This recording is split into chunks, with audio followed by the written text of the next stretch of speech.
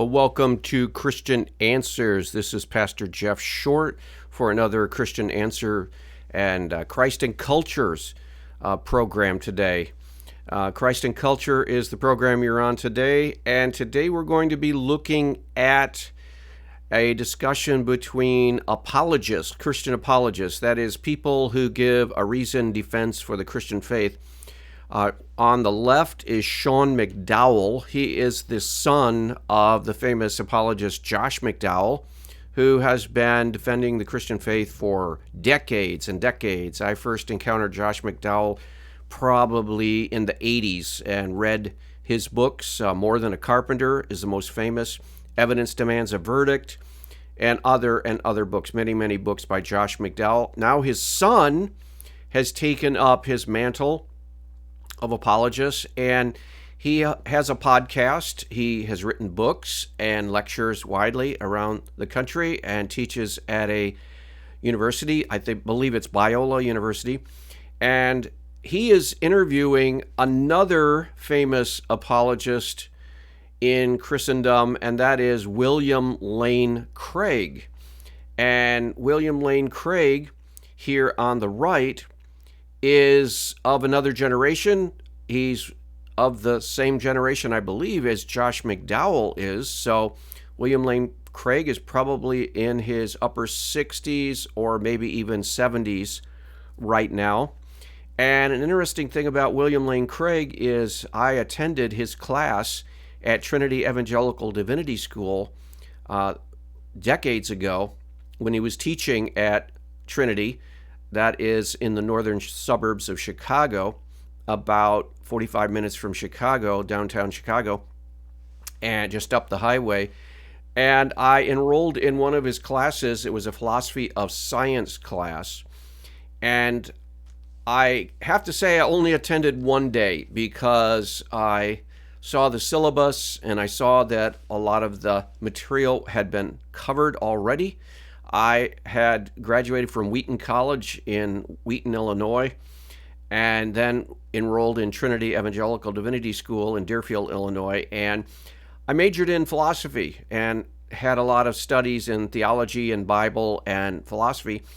And I looked down at the syllabus of William Lane Craig's class, and I noticed that it was the same, pretty much the same as what I had learned at Wheaton College in a philosophy of science class. So I decided to drop his class. So I didn't ever actually attend on a regular basis his lectures or take any tests from him in a class, but I did attend his class one day.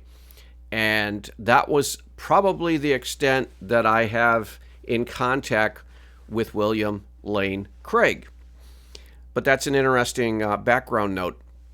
Now, since that day, since many years ago when I did attend his class that one day, I have noticed that William Lane Craig has become more and more famous around the world as a Christian apologist, defender of the faith.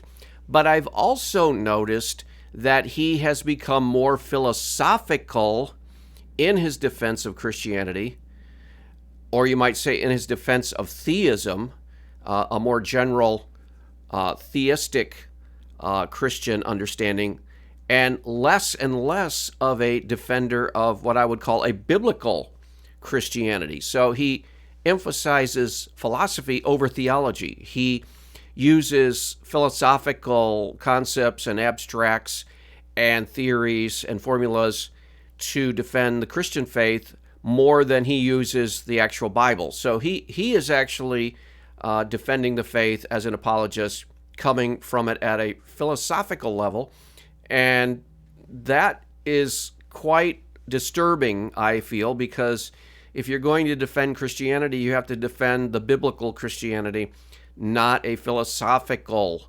form of Christianity. And so it didn't really surprise me to find out that William Lane Craig had recently wrote a book on the historical Adam that titled The Quest for the Historical Adam. And in it, he actually tries to argue that Adam was a creation of the process of evolution. He seems to accept the process of evolution as outlined in mainstream science today, where you can find it at any major university and any of the major textbooks on science. Evolution is pretty much an accepted process. And William Lane Craig, seemingly he doesn't want to deal with evolution. He doesn't want to have to argue against it. So he's going to accept evolution, and he's going to argue that Adam was actually maybe 100,000 years old back in time, and the first human community came about 100,000 years ago, and that the historic Adam was actually somewhat what we would describe now as a caveman, or sort of like a Neanderthal type of man. And he's going way, way, way back, and basically using mainstream scientific evolutionary paradigm and then bringing the Bible into that. And in the course of doing that, he's actually arguing against the biblical understanding of the historical understanding of Genesis. And so we're going to hear that brought out in this video clip that I have queued up. And so Sean McDowell, I believe, is coming more from a biblical emphasis, and he's going to ask William Lane Craig about this problem of, well, what about the historic Garden of Eden, historic Adam and Eve, the historic tree of knowledge of good and evil, the historic temptation of Adam and Eve in the garden, historic fall in original sin. He's going to ask, how does your view, how does your defense of Christianity include all of these important teachings found in the early chapters of Genesis? And it's going to be very surprising to hear how William Lane Craig actually defends Christianity by, in a sense, laughing at and mocking these key teachings in Genesis. So very disappointing, but let's listen to it, and I'll break in at certain times to make some more comments. Okay, so if this approach is correct, how should this shape the way, in your view, we read Genesis 1 through 11 then, and the story of Adam and Eve? I think it should prompt us not to be over literalistic in the way we read these narratives. And once you begin to look at them in terms of mythohistory, it's difficult to look at them in any other way.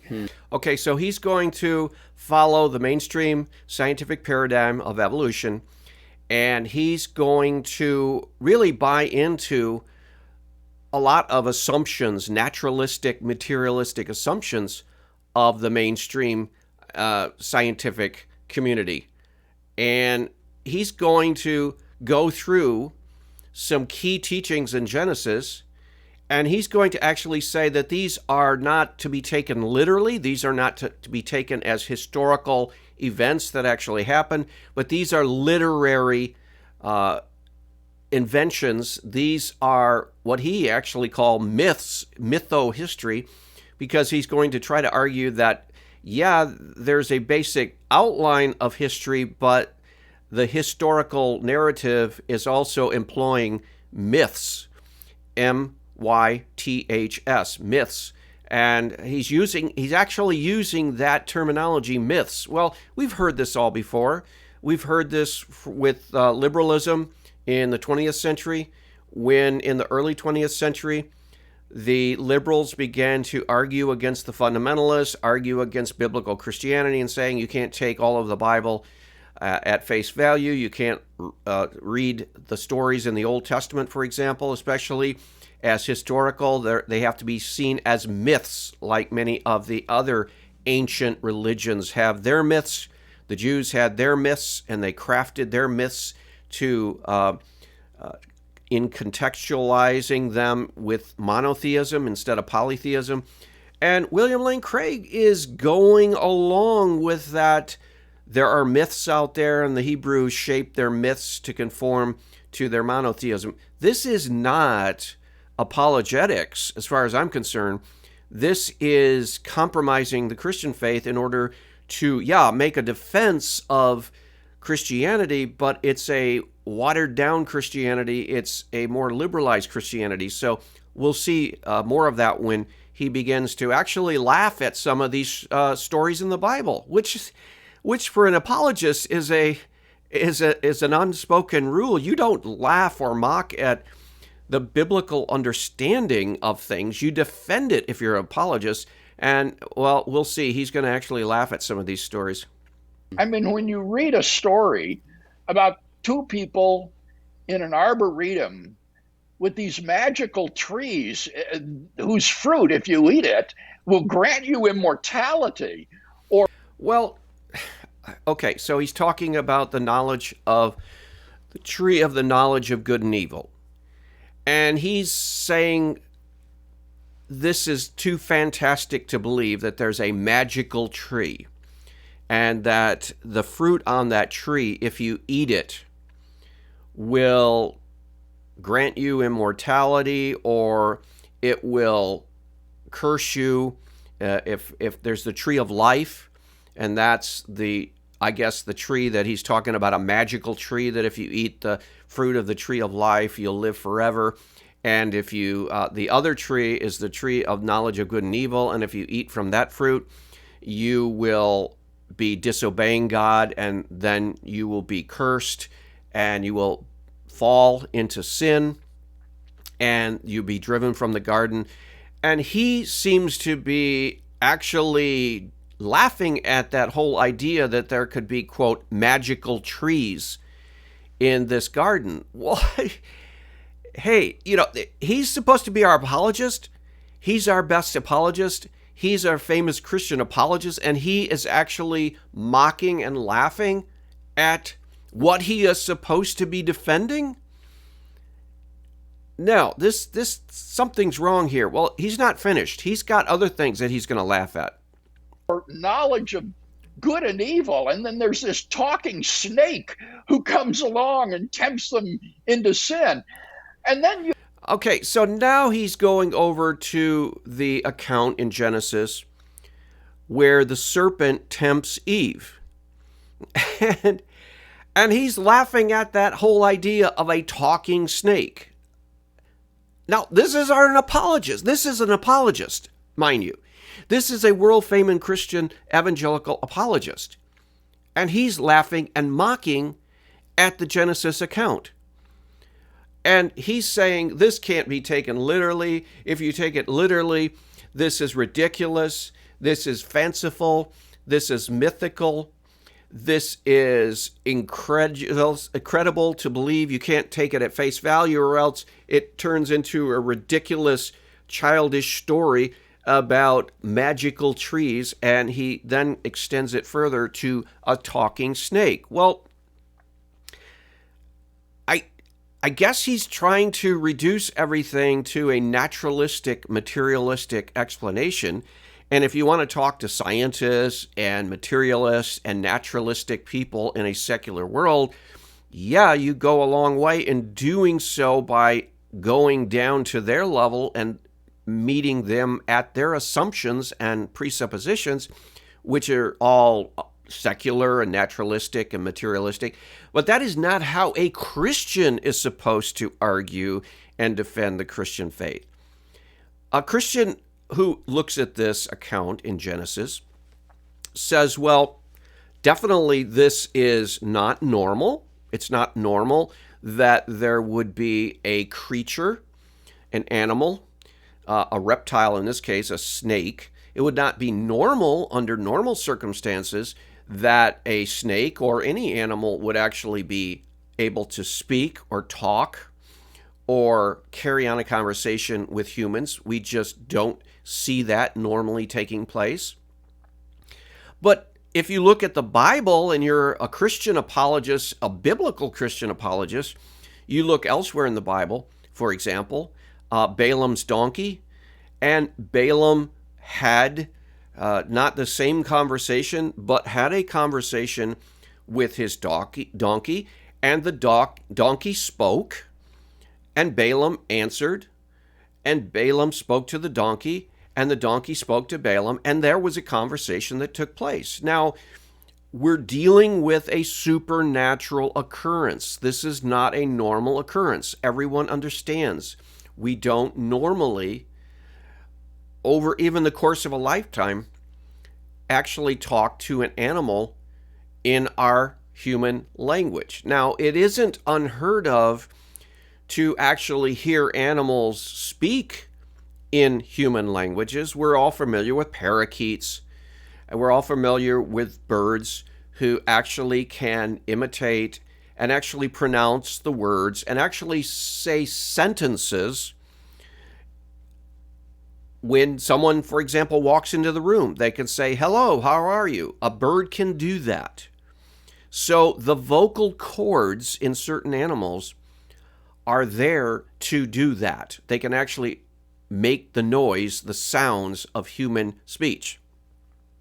So, given that fact that animals actually can, on occasion, make human words and sentences and actually can respond and speak to humans at a very simple level and can be taught to say certain things. These parakeets can be actually taught to greet people when they walk in the door or say goodbye when they're leaving or other things.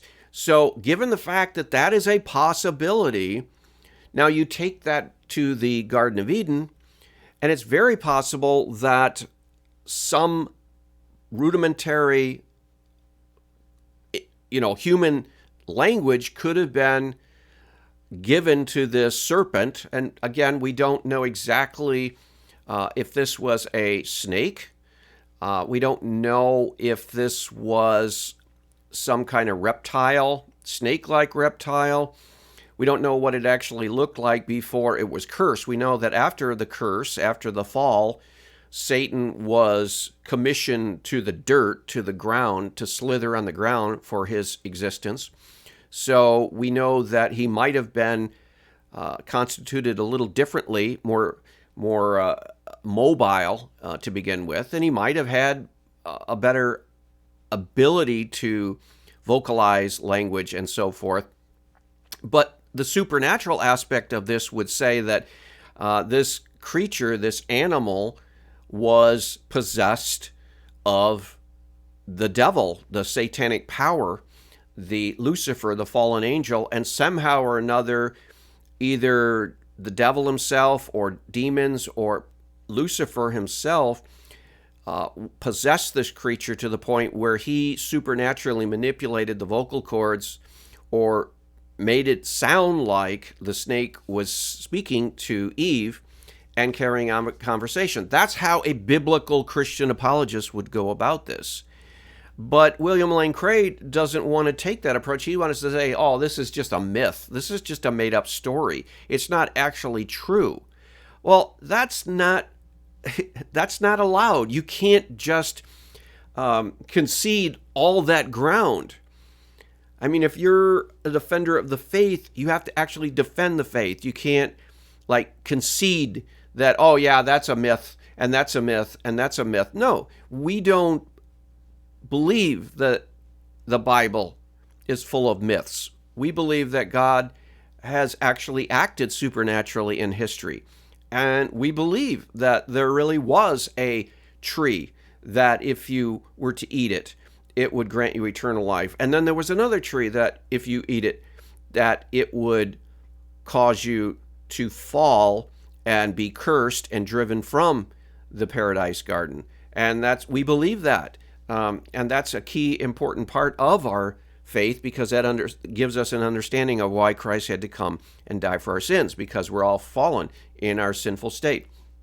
So William Lane Craig, as an apologist, I have to say I'm really appalled at his move here to actually try to defend the faith by not defending the faith. But he's actually not even done yet. Let's hear what else he has to say in laughing at the biblical account.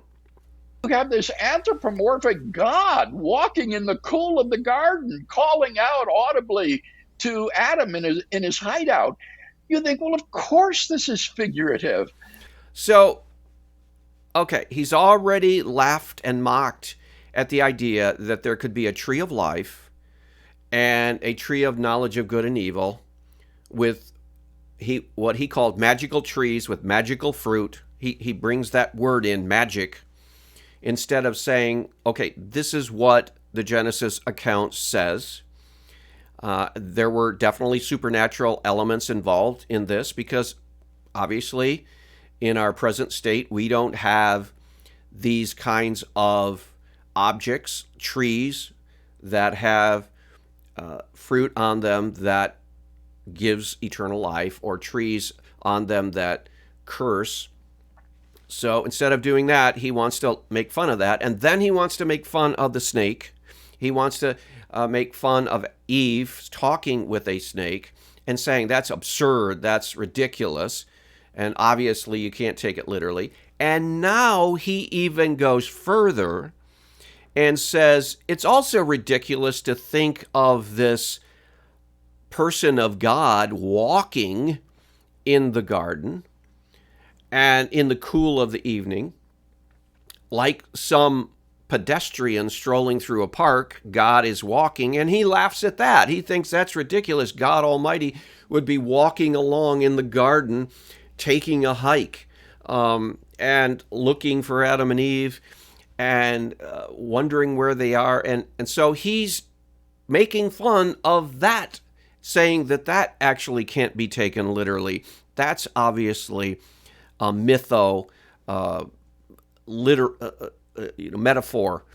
for something else. So, in other words, he just made fun of and mocked three important beliefs that really are integral in understanding the fall and what happened to the human race that got us into the mess that we're in right now. And so here is our great guy apologist who's defending the faith all around the world in front of prestigious universities, debating atheists and everything. And he's not even defending some of these very important early Genesis realities.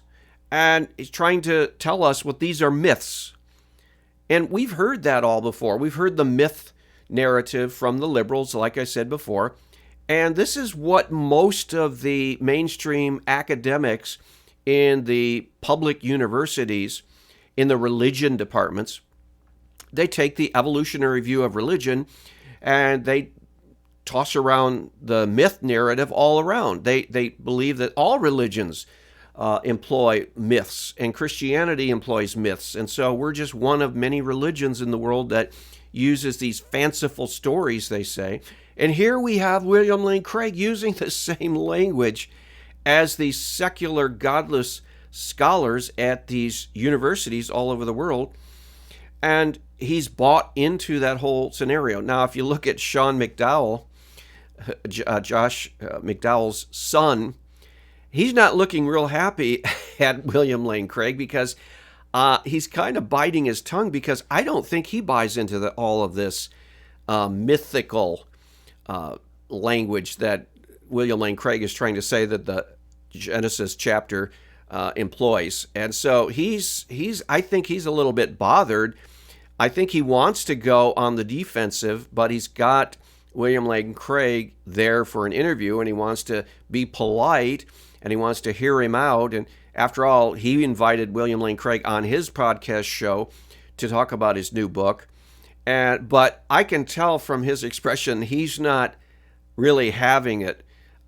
He's not buying into this narrative that William Lane Craig is using in order to, quote, defend the faith. And metaphorical language, this isn't meant to be read in this sort of literalistic fashion.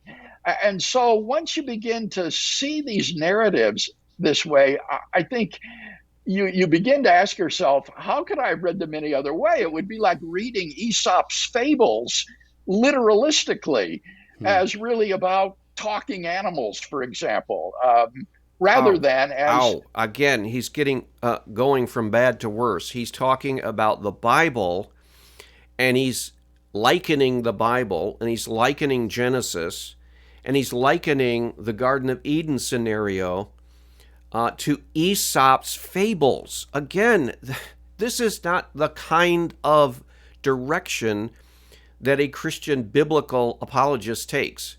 This is the direction that a philosopher of theism might take in order to defend Christianity, generalized Christianity, but more philosophical theism against unbelievers. But this is not a robust biblical defense of Christianity. And I think that this kind of talk, and I think the whole narrative of his book in the historical quest for Adam, I think will bother a lot of Christian theologians. I think it'll bother especially a lot of biblical Christian apologists who want to say, now, wait a minute, you're giving away the farm. No, we don't believe that the accounts in Genesis are myths. We don't believe that they're made up stories, creatively made up figurative language. We don't believe that the Jews employed that. We know that the other religions did. The Babylonian Epic of Gilgamesh, all kinds of ancient Near Eastern religions employed mythical creatures. The Egyptians did this. But no, we don't believe and buy into the narrative that the Jews did that, and that Moses, when he recorded these revelations from God, employed myths to try to communicate. No, we don't do that. And so I think, again, Sean McDowell really seems to be disturbed. I think he's biting his tongue, but I think if you were to give him an opportunity, he would definitely push back against this, as any other informed biblical apologist would. And I know for sure, without a doubt, that Josh McDowell, Sean's father, would push back a whole lot against this, because Josh McDowell has written books defending the historical Genesis accounts. And any biblical evangelical would do that. But William Lane Craig, like I said, is more of a philosopher than he is a theologian. He's more of a academic than he is I would say, evangelical, biblical Christian. And I know that he thinks of himself as an evangelical Christian, but when you start doubting things like the original sin, or the transmission of the sin nature through generations because of Adam's fall, when you say, well, no, that doesn't necessarily mean that we all fall in Adam. When you start doubting those things, you're really moving yourself outside of the pale of orthodoxy of biblical historical Christianity. So the book that William Lane Craig has written and is so controversial is The Quest for the Historical Adam. I haven't had an opportunity to read it, but I do plan on reading it, and I do plan on getting a copy pretty soon and going through it. But I can tell you right away, just listening to the reviews of it and listening to William Lane Craig talk about it and defend it in a number of different interviews, not just this one, I can say that I'm going to find a lot of things objectionable and probably won't like it and probably really won't recommend it. But we'll see after I get through it. Well, thanks for tuning in today. We'll see you back next week on another program. God bless.